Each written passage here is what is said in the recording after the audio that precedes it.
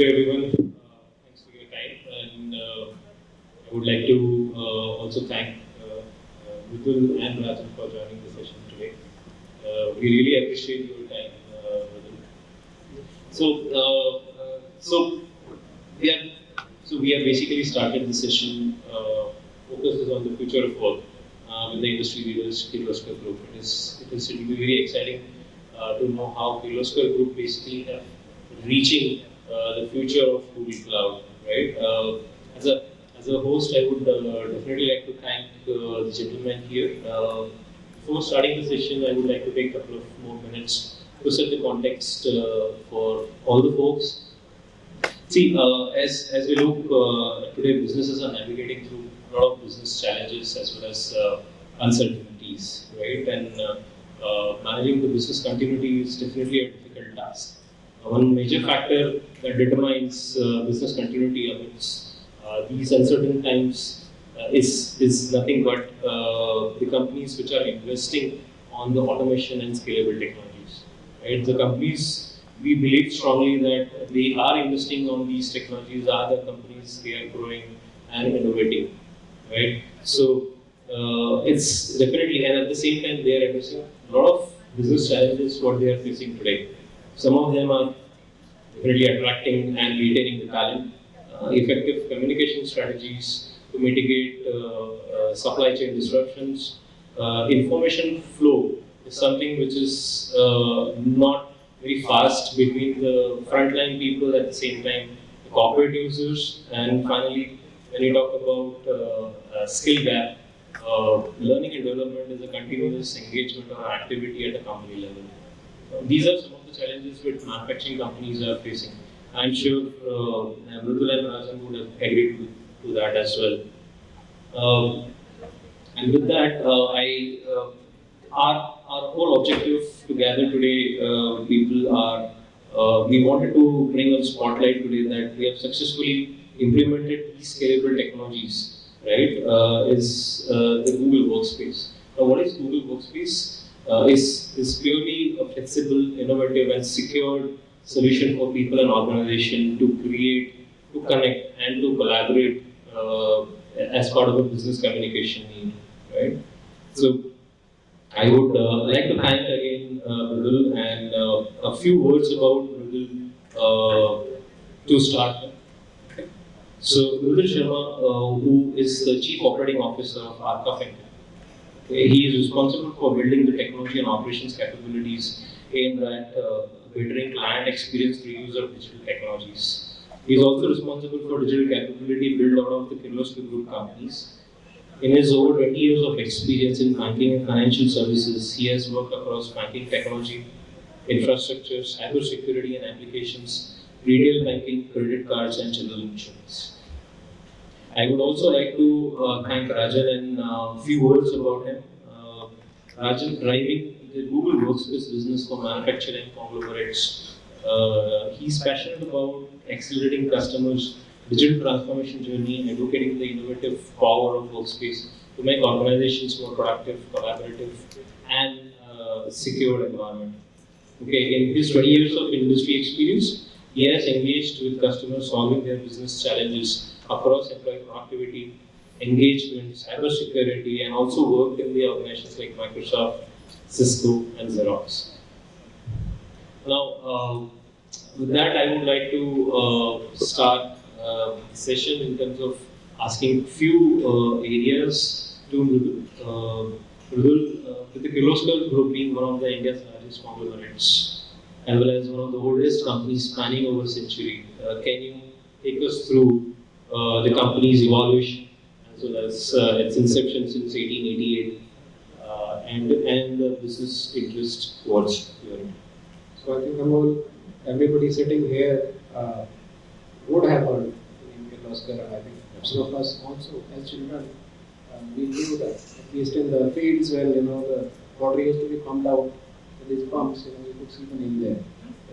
So this group is, I would say, one of the earliest industry groups of the country, founded in 1888. So in 1988, 100 years centenary, postage stamp was unveiled by the Prime Minister.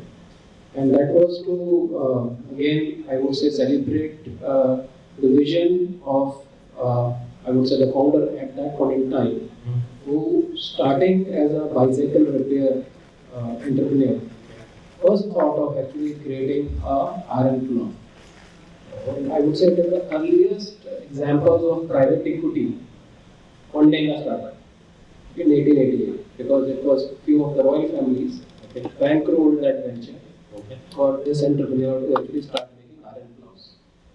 Right? So that is the start of it, and from there on, from Lakshmanrao Kirloskar to Shantanu Lakshmanrao Kirloskar, I think it has been one of the biggest value creations. One of the stats I was checking out is that during his son's time, there was 30,000 times, a 30,000% increase in asset value of the group company. So now interests are across oil engines, which is across, I would say, right from that pump that we use, the small horsepower pumps, to power generation, to the gensets business, to marine engines, to defense, and a lot of Indian defense indigenization programs. Our Indian submarines, they carry Kirloskar technology today, and you do custom make that. Then I would say one of the first set of compressors is something Kirloskar pneumatic. And today I think they are the largest market share.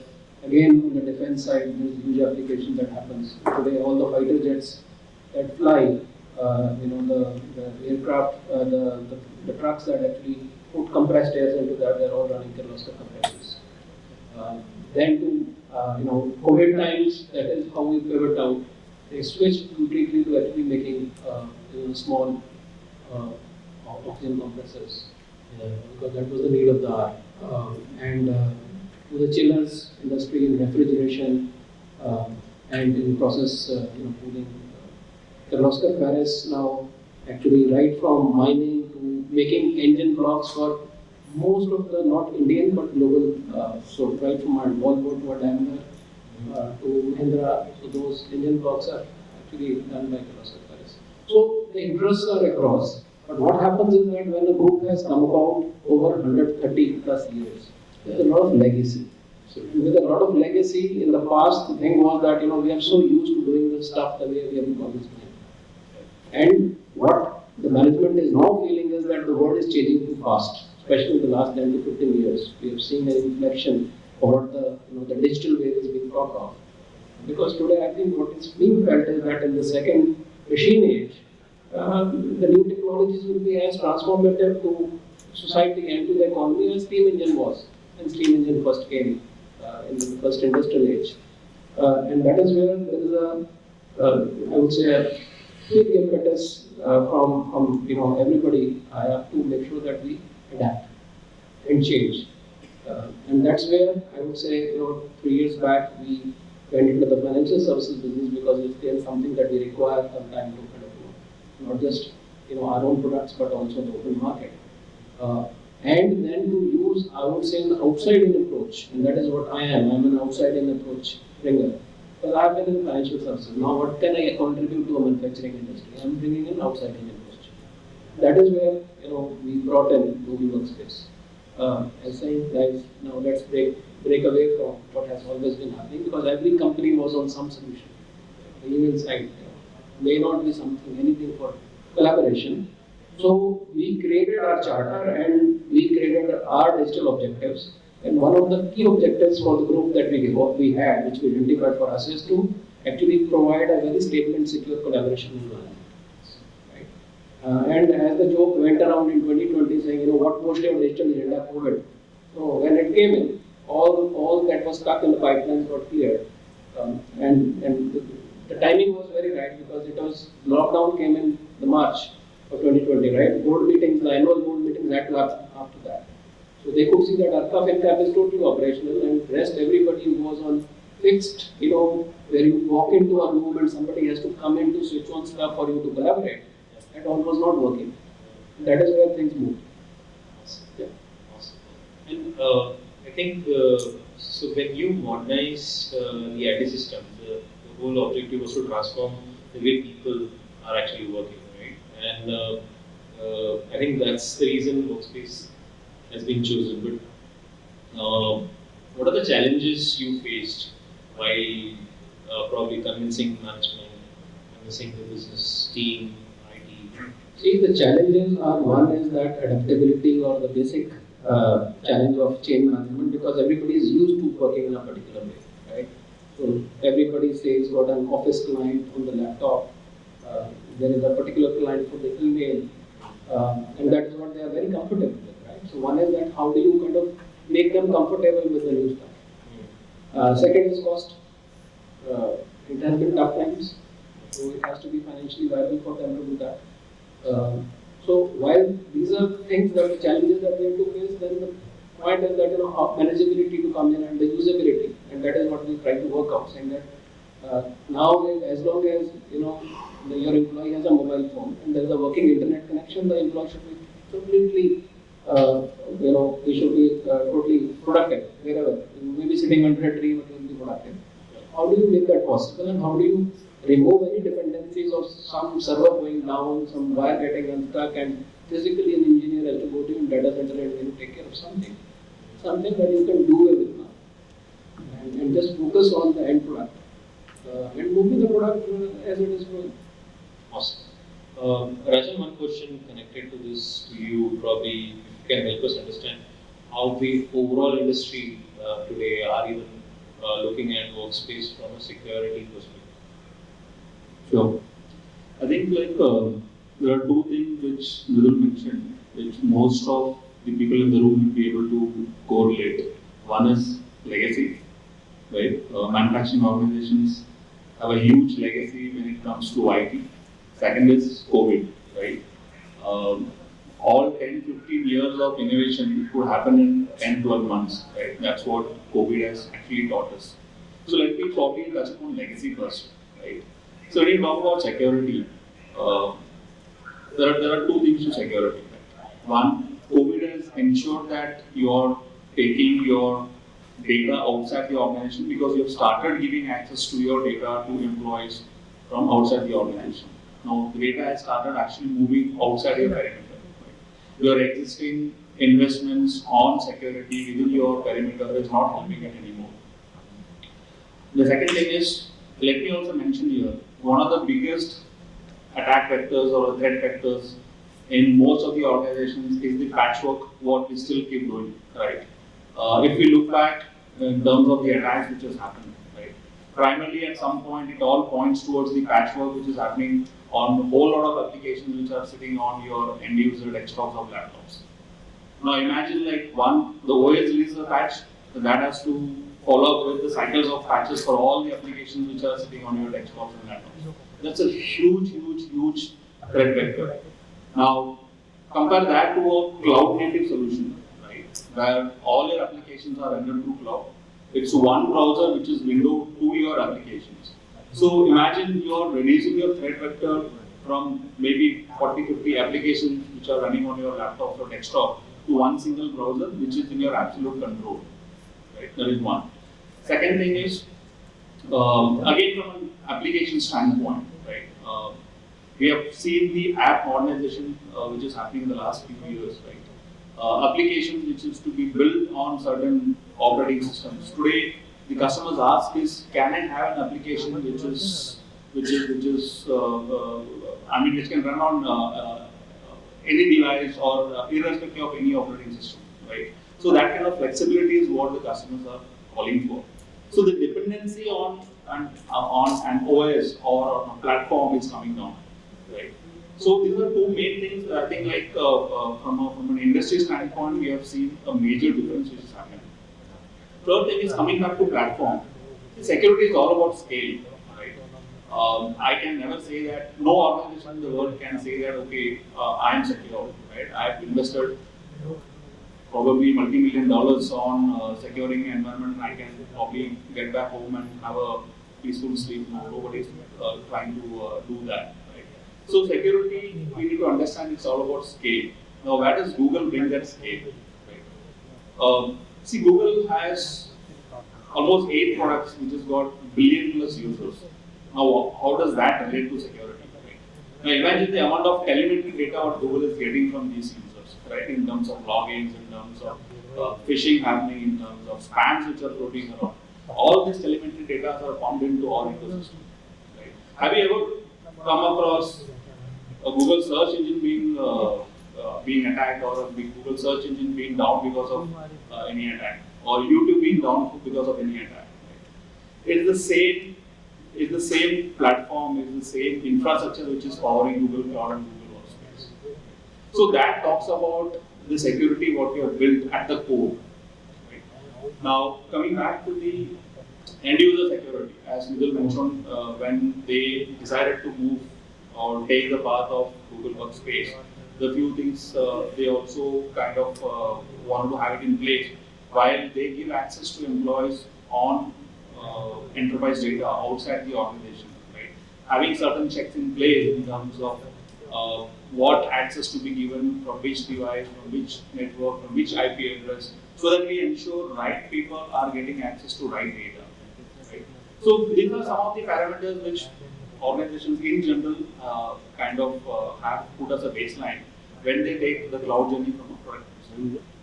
Great. So, Mridul, one question is, it's very important to understand the feedback coming from your users now, right? It's like, how has been the responses after the implementation being done for Google Workspace, and how is the adoption going on? Are the people adopting it? And feedback coming from them? So, see, adoption is an end result of how you use it. Buying a software doesn't mean it will automatically get absorbed and people will just take it on. So we invested a lot in change management and training. Right from the chairman downwards, everybody sat through 2-3 sessions of 4 hours each, where they were taken through each and every product. And saying this is how now you use Gmail properly, this is how you use Drive properly, this is the features of say collaboration on Google Docs, this is how you use Google Sheet. Everybody went through that, and then we put a portal in place and actually use Google sites to kind of create it.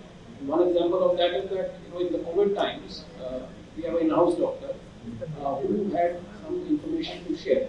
Okay, we helped him first create the Google site, half a day. And after 2 days, he says, I don't need any help. I will manage it myself because I know it's so easy.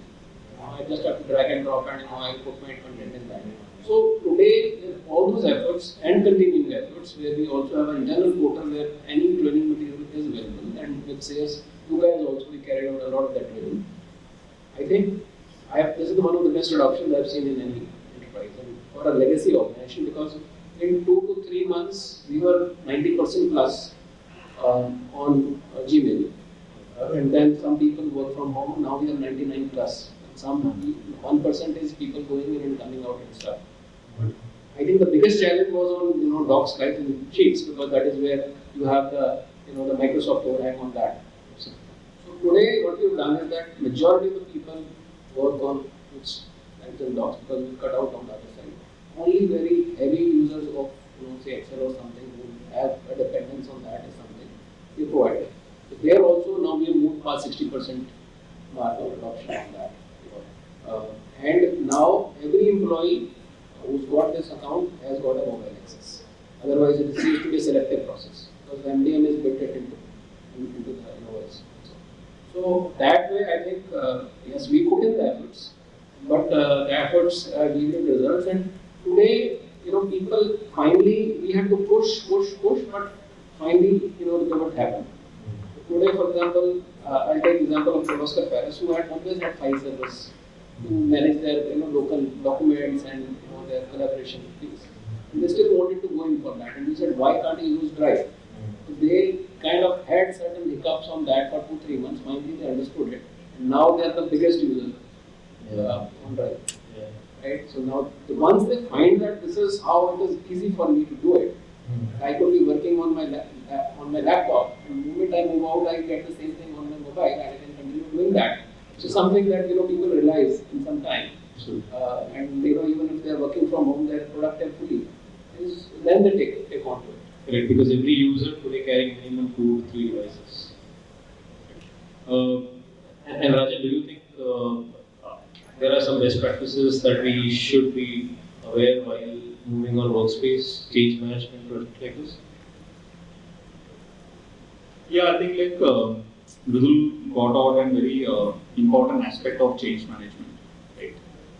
See again, for any change, the only thing which is going to hold you back is legacy, right? It could be anything, right?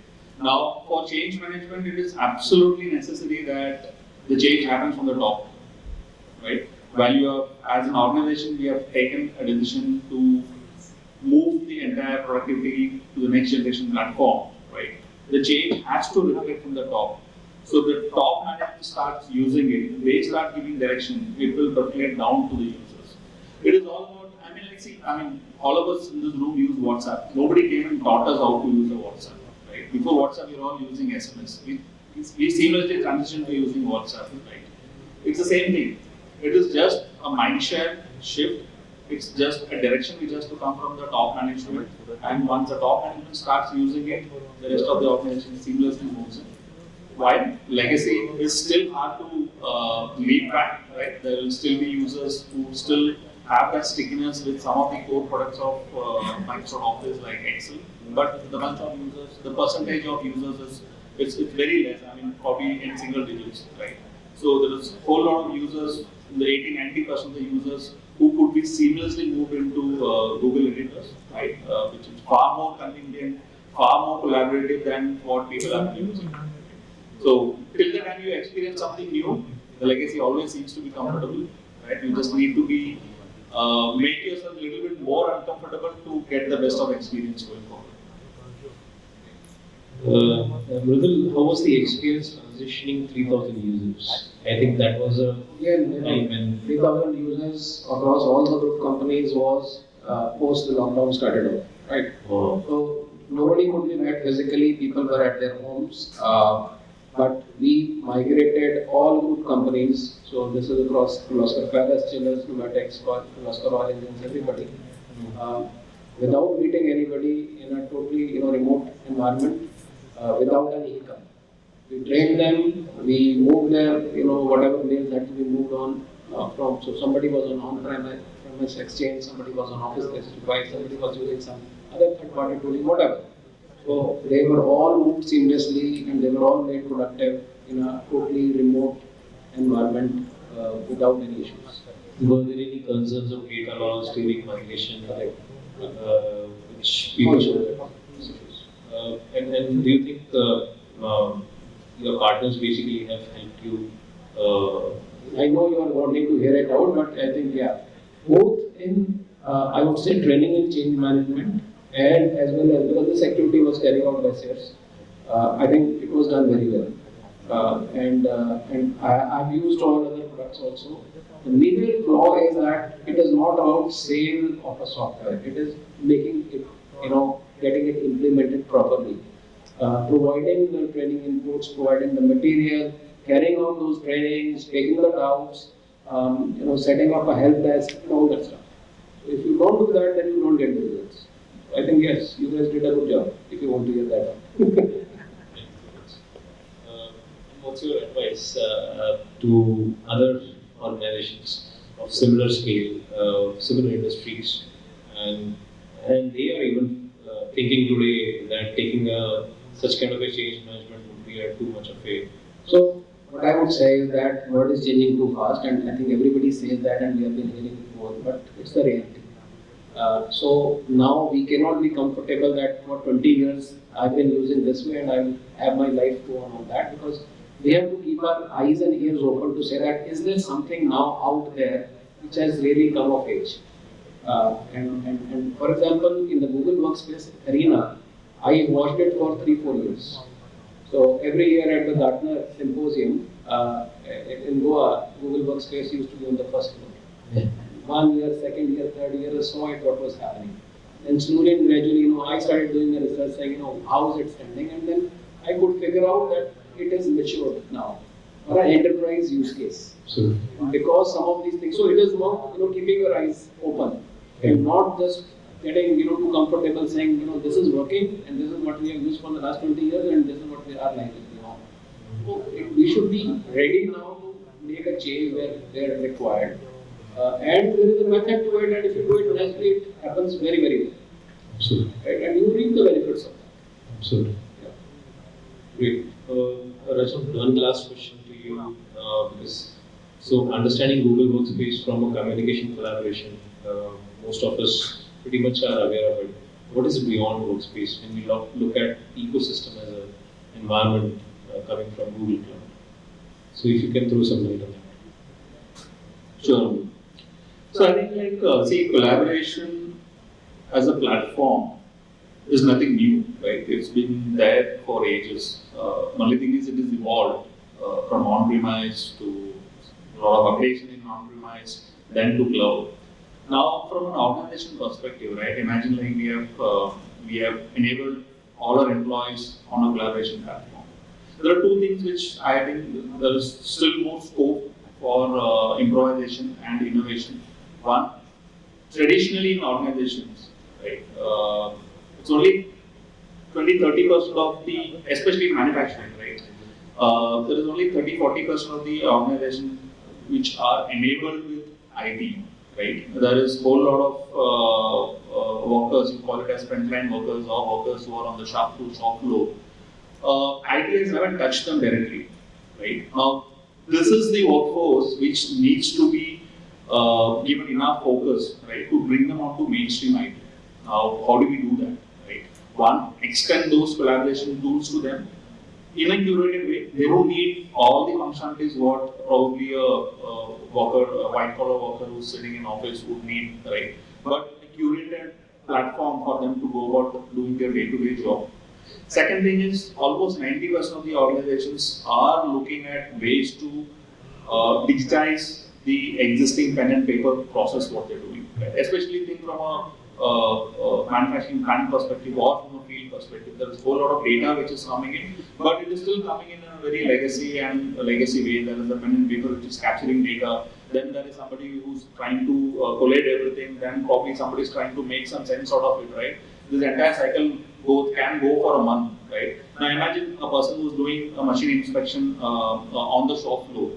If that could be digitized and he could actually tick mark, okay, these are 5 things which are right, this is the 7th thing which is not right? And if that parameter is beyond the accepted norm, and it would actually trigger a workflow to a person, right, who is responsible for managing that particular machinery. Right? So imagine this entire process getting cut down from 3 to 4 weeks to just 10 minutes. That's the kind of innovation what we need to build on the existing platform, right? So I mean the scope of thought process is like immense, right? It's all in our mind. But this is just one example. I thought the way organizations should start looking at while we connect people, while we give them access to data, while we have rolled out hybrid work. But the next level of innovation is actually going to happen at the last mile worker, and the tools what you're going to give them to ensure that they go about doing their work far more efficiently than what they're doing probably yesterday. Okay. I think you mean some of these no-code development applications and even Google coming with the Chrome OS as a platform. These are some of the areas that will definitely add value to the companies like Kirloskar Group. Beyond Google Workspace, they can start thinking and then utilize the benefits of ecosystem as well. Absolutely. See, as I mentioned earlier, right, with the app modernization and applications moving to cloud, and a lot of applications being rendered through SaaS, right? Accessing this application through a single window, like a Chrome browser, right, becomes far more efficient and far more secure for an organization. Now, I mean, there is no instance of breach on Chrome. People might argue that compare that number to the number of the numbers of existing Windows OS, right? But Chrome OS numbers is also substantial, right? So OS itself is very secure. On top of that, when you have a single browser to access all your applications, right? You're reducing your attack vector to almost one single factor, and if you could have control on that, you have control on lot many things. Thank you everyone. Thanks Mridul, thank you once again for joining this session, and thanks Rajan for your inputs.